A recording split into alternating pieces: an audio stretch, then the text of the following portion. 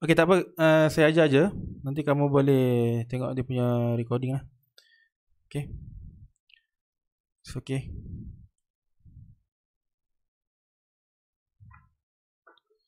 So kita lihat pada soalan tutorial tutorial 2.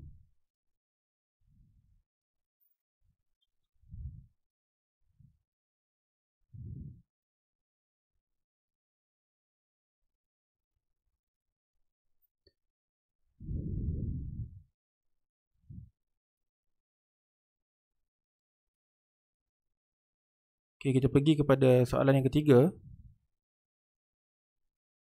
So find the solution set of the following inequalities. So dalam topik 2 ni kamu ada belajar 3 perkara ada 3 perkara yang kamu belajar. Okey. Yang pertama adalah inequalities. Yang pertama kamu belajar adalah inequalities.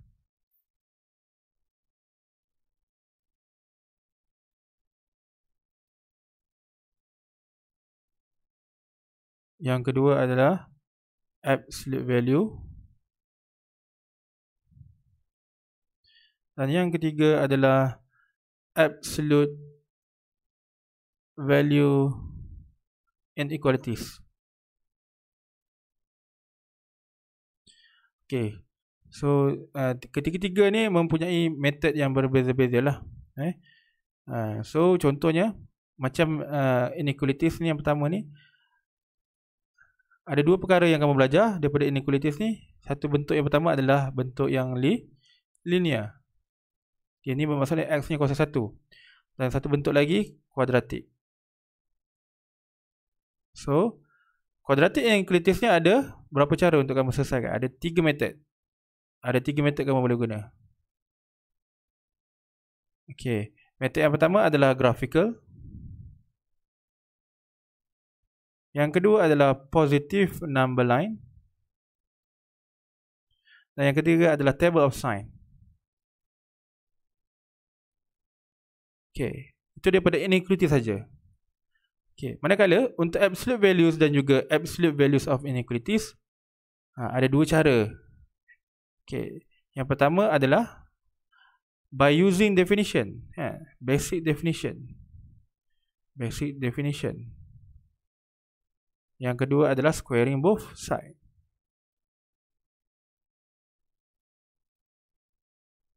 Okay. Begitu juga dengan yang ketiga, absolute values of inequalities. Ada 2 cara juga, sama seperti absolute value yang di atas. Cumanya kita ada satu petua yang kita akan guna, iaitu perkataan goal. Greater untuk all and untuk less. So saya akan perincikan lagi masa latihan nanti. So kita lihat pada soalan yang pertama, soalan 3 ni.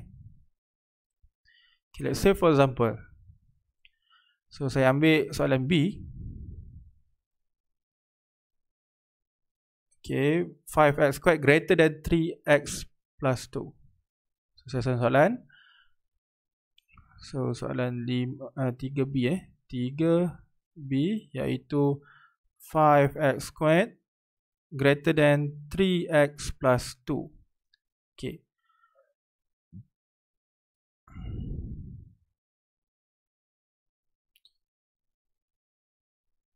So dia suruh kita solve inequalities ni. So inequalities kita ni bentuk apa? Linear ataupun kuadratik. Obviously dia adalah kuadratik, memandangkan dia adalah kuasa 2. So kita kosongkan di right hand side dan kumpul semua di sebelah left hand side. So dia akan jadi 5x squared minus 3x minus 2 greater than 0. Okay, 5x squared minus 3x minus 2 greater than 0. Okay, so kita dah kumpulkan. And then untuk quadratic inequalities ada 3 cara. Saya cakap tadi kan, ada 3 cara, iaitu yang pertama adalah graphical, yang kedua adalah positive number line, yang ketiga adalah table of sign. So soalan tak ada mention pun mana-mana specific method. So kita guna metod yang mudah saja, iaitu graphical, iaitu gambar rajah senyum.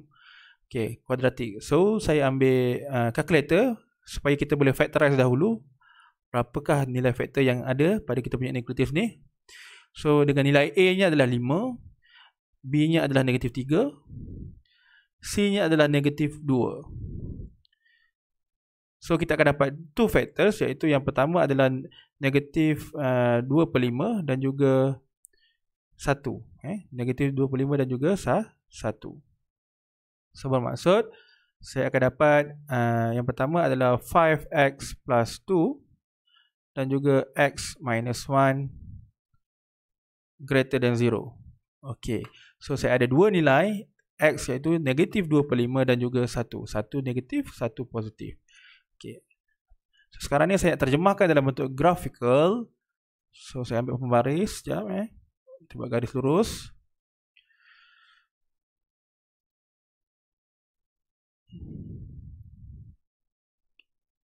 Okay, kita gariskan.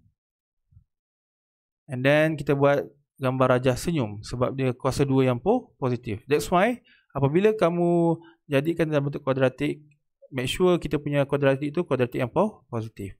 Okay, so senyum. Okay. Alamak, tak cantik lah. Bagi cantik sikit . So senyum. Okay, so ada dua nilai. Yang pertama adalah negatif 2/5. So negatif 2/5 kat sini. Yang kedua adalah 1. Okay, so kita dah buat gambar rajah senyum dan kita nak tentukan kawasan melorik kita. So kawasan melorik kita ditentukan oleh simbol terakhir pada kita punya factorization ni. So simbol lebih besar. So that's mean kawasan lorikan kita berada di kiri dan kanan kita punya gambar rajah senyum. So saya lorikkan kiri dan kanan. So yang pertama di sini. So ni sebab dia berada greater, so berada di luar lah. Di luar.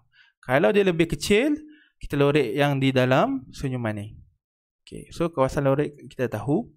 So bagaimana kita nak terjemahkan dalam bentuk jawapan? Okay, ada dua cara, iaitu yang pertama interval notation dan yang kedua adalah solution set. So kita lihat yang bentuk pertama dahulu, interval notation. So interval notation, so kita punya lorikan ni bermula daripada negatif infinity sampailah ke negatif 2/5. So negatif infinity sentiasa open. So infinity sentiasa open, pergi kepada 2/5, sorry, negatif 2/5. Okay, pun open sebab pada kita punya simbol greater tak ada sama dengan. Kalau ada sama dengan, dia akan jadi close. Tapi tak ada sama dengan, so dia akan jadi open. Okay, and then ada satu kawasan lagi. So bila ada dua kawasan, yang menghubungkan dia adalah union. Okay, so dia akan jadi union di tengah-tengah. Okay, so bermula semula pada kawasan yang baru ni, bermula daripada 1 ke positive infinity. So 1 open, sebab tak ada sama dengan, so dia akan jadi open. And towards infinity always open. Okay, so itu jawapan kita dalam bentuk interval notation. So bagaimana pula sekiranya jawapan kita dalam bentuk solution set? Okay, solution set kita tengok macam mana. So buat simbol set. Okay, so set yang pertama adalah x less than negative 2/5. Okay, sebab negatif 2/5 tu ke kiri, dia ke arah negatif infinity. Union ni kita akan gantikan sebab ada dua kawasan. So apabila kita mempunyai lebih daripada satu kawasan, ia akan dihubungkan oleh OR untuk solution set. So kita akan ganti dengan perkataan OR. OR, so x greater than 1. Sebab apa? Dia 1 ke infinity. So ini bentuk yang pertama, iaitu inequalities dalam bentuk kuadratik. So kalau dalam bentuk linear, kita hanya perlu buat number line saja, lagi mudah lah. Okay. So bermaksud kamu boleh cuba latihan yang lain nanti di masa sendiri untuk buat, iaitu 3A, D, C dan juga E. Okay, kita proceed kepada bentuk soalan yang seterusnya. Okay. Kalau tadi adalah inequalities, kita lihat pada soalan yang keempat. Okay. Soalan keempat, solve the following equation. Okay. Kita nampak pada equation kita ni mempunyai tiang kiri dan kanannya. Itu dipanggil sebagai absolute values. So bila absolute values, ada dua cara yang kita boleh guna. Saya tulis tadi kan, sama ada basic definition ataupun squaring both side. So sekarang ni kita nak guna cara yang mana? So terpulang pada kita. Okay, saya pilih soalan terlebih dahulu. Okay, let's say saya pilih soalan D. Okay, saya salin soalan dulu. Okay, soalan D adalah absolute 3y minus 10 equal to y. Okay, so dia suruh kita solve kan. Okay, ada dua metod yang kita boleh gunakan, iaitu sama ada by basic definition ataupun squaring both side. Tapi mostly semua bentuk kita akan guna by using basic definition. Tapi bila masa kita nak guna squaring both side, so saya akan tunjuk bila masa kita perlu guna dan bila masa kita tak perlu guna. Tapi saya bagi satu nasihat, kebanyakan bentuk memang kita akan guna by using basic definition lah. Okay, so yang pertama, bila saya cakap menggunakan method of basic definition, bermaksud saya kena define positif dan juga negatif. Tapi sebelum saya define, saya nak cantikkan dahulu equation saya. So memandangkan dia ada minus 10 kat sini, so saya pindahkan dia ke sebelah kanan. So absolute of 3y equal to y plus 10. Okay, so sekarang ni saya akan define absolute 3y ni. Okay, absolute 3y ni saya akan define satu positif, satu yang negatif. So dia akan ada positif dan satu lagi yang negatif. Yang ini untuk yang lebih besar sama dengan kosong, yang ini untuk yang lebih kecil daripada kosong. So bermaksud bila saya define, saya akan ada dua bentuk, satu bentuk positif dan satu lagi bentuk negatif. Okay, so saya define yang positif dahulu. So yang pertama adalah positif 3y bersamaan dengan y plus 10. Okay, and then untuk yang negatif, negative in bracket 3y equal to y plus 10. Okay, ini yang dinamakan sebagai definition. Bermaksud kita akan define satu positif dan satu negatif, and then kita jadikan y sebagai subjek untuk setiap part. So the first part kita akan dapat 2y equal to 10 and then y equal to 5. Okay, yang sebelah sini kita expand dahulu negatif ni, so akan jadi negative 3y equal to y plus 10. So negative 3y minus y akan dapat negative 4y equal to 10. Okay, so y sebagai subjek akan dapat 10 over negative 4. Okay, so simplifykan sekiranya boleh. So 10 divided by 2 akan dapat 5. 4 divided by 2 akan dapat negative 2. So kita dapat y kita sama dengan negative 5/2. So the final answer untuk bentuk absolute values ini saja, yang absolute yang values yang bukan inequalities sebab dia sama dengan. So kita kena senaraikan dalam bentuk solution set. So kita buat solution set x. Senaraikan apa x kita daripada nilai yang paling kecil kepada nilai yang paling besar. So bermula dengan negative 5/2 and then 5. Okay, itulah dia punya final answer. So bermaksud para pelajar boleh menggunakan metod basic definition untuk absolute values. Okay, kalau para pelajar lihat, okay, lihat soalan A, 4A ni. Okay, 4A ni kita boleh guna basic definition. 4C basic definition. Okay, part B ni kita gunakan squaring both side. Okay, sebab apa? So sekarang ni kamu dah tahu bila masa kita perlu guna squaring both side, apabila pada kiri dan kanan equation kita mempunyai absolute. So itu method yang kita suggestkan. So sekiranya pada kiri dan kanan you punya equation tu mempunyai absolute, so method yang paling sesuai adalah squaring both side. So bentuk-bentuk yang lain semua kita menggunakan basic definition. So para pelajar boleh cuba sebentar lagi. Okay, sebab saya nak tunjukkan pada contoh yang seterusnya. Kita lihat pada soalan yang kelima. Soalan yang kelima. Okay, kalau tadi yang soalan ketiga adalah inequalities, soalan keempat absolute values. Manakala soalan yang kelima adalah absolute value inequalities. Dia absolute value juga, tapi kali ni ada inequalities. Dia ada dia punya simbol ketaksamaan tu. Ada lebih kecil, ada lebih besar, ada lebih besar sama dengan, ada lebih kecil sama dengan. Sebab tu dia panggil sebagai absolute value of inequalities. Okey. So kita highlight kan. So dia nak kita suruh cari solve absolute value inequalities, dan dia nak jawapan kita dalam bentuk interval form. So dia mention kat sini interval form. So jangan bagi solution set. Bila dia ada minta specific instruction, so you need to give dalam bentuk yang diminta lah. So kalau interval form. So for example, saya pilih soalan B. Soalan B. So ada dua method juga. Dia sama dengan yang bentuk keempat tadi, iaitu basic definition dan juga square on both side. Tapi mostly macam saya cakap tadi, memang kita akan gunakan basic definition. Okay. So kita lihat soalan B. Saya salin soalan dahulu. So B soalannya adalah 2 absolute of x greater than 3x minus 10. So saya akan define terlebih dahulu. Apabila melibatkan ada inequalities ni, simbol inequalities ni, ada satu tips yang para pelajar boleh guna. Saya kongsikan, iaitu perkataan goal. So apa itu goal? So actually G ni stand for greater. So bermaksud segala bentuk inequalities greater di bawah kolom dia. So greater dan juga greater than equal to. Manakala untuk L adalah mewakili less. So bentuk-bentuk less semua di bawah kolom dia. So dia akan dapat less ataupun less than equal to. So untuk setiap bentuk ni, dia ada diwakili oleh perkataan. Greater O ni adalah, O tu apa?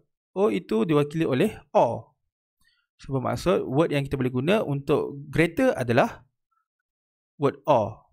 Manakala A ini adalah N bagi less. So untuk simbol lebih kecil, kita menggunakan perkataan N. So kat sini N. O pula dalam simbol matematik sinonim dengan bentuk union. Manakala N sinonim dengan bentuk intersection. So inilah yang kamu kena ingat. Tips dia, ingat perkataan goal saja. Greater untuk or, N untuk less. So kita tengok macam mana kita nak aplikasikan. Kita pergi kepada soalan yang saya pilih tadi, iaitu 2 absolute of x greater than 3x minus 10. So kita akan menggunakan method basic definition.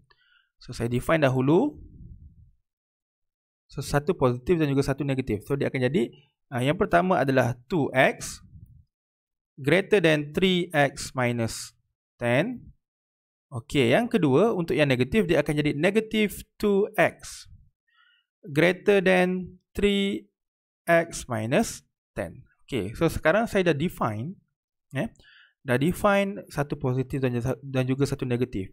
Memandangkan kita punya absolute values ni adalah inequalities. Dia inequalities, so simbolnya adalah greater. So kalau greater, perkataan yang boleh kita gunakan adalah or. So kita akan tulis or di tengah-tengah dia. So di antara positif dan negatif ni wajib dituliskan or. Para pelajar, saya cakap apa? Wajib. So kalau tertinggal perkataan or, kamu akan hilang markah. Bagaimana pula kalau simbol inequalities ni lebih kecil? So kita akan tulis perkataan N. Begitulah dia punya cara. So sekarang ni memandangkan soalan kita greater, so kita tulis perkataan or. And then langkah seterusnya, apa yang kita boleh lakukan? Kita jadikan X sebagai subjek. So dia akan jadi 2X minus 3X greater than negative 10. So saya akan dapat negative X greater than negative 10. So akan ada melibatkan pembahagian ataupun pendaraban nombor negatif. So ada melibatkan pendaraban dan juga pembahagian nombor negatif. So dia akan berubah simbol. So X less than 10. Itu yang pertama. Kita lihat yang di sebelah negatif pula. Yang di sebelah negatif, so negative 2x minus 3x greater than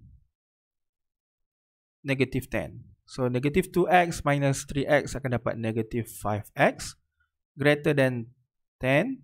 So x akan berubah simbol lagi, menjadi less 10 divided by 5 akan dapat X less than 2. Okay, negatif tadi kita dah cancelkan kan. Dan negatif tapi kita cancel. So dia jadi X less than 2. Okay. So sekarang ni kita dah dapat dua range, iaitu X less than 10 dan juga X less than 2. Okay.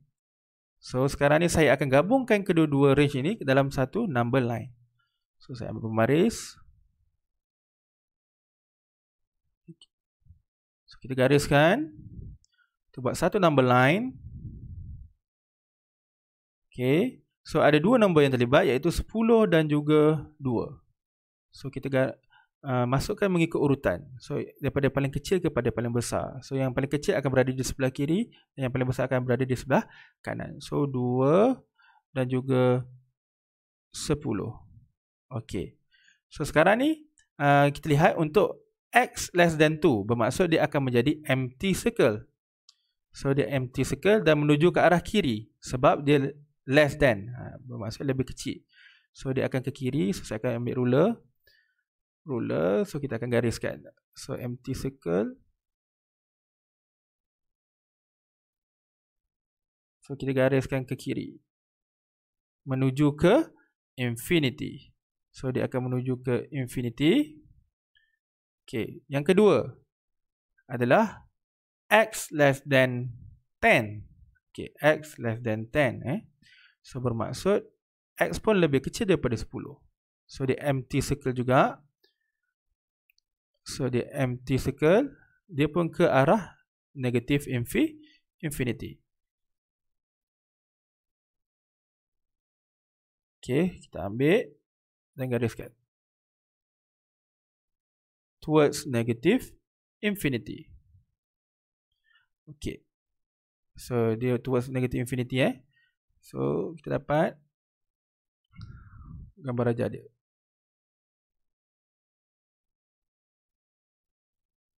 So dia sampai ke negative infinity. Okey, kemudian O ini mewakili simbol union. Bermaksud kita kena mencari antara dua line ni digabungkan dengan union. So kita akan gabungkan dengan union. Okey, union. So union adalah semua line yang terlibat. So kita akan lorekkan daripada negative infinity sampailah habis line.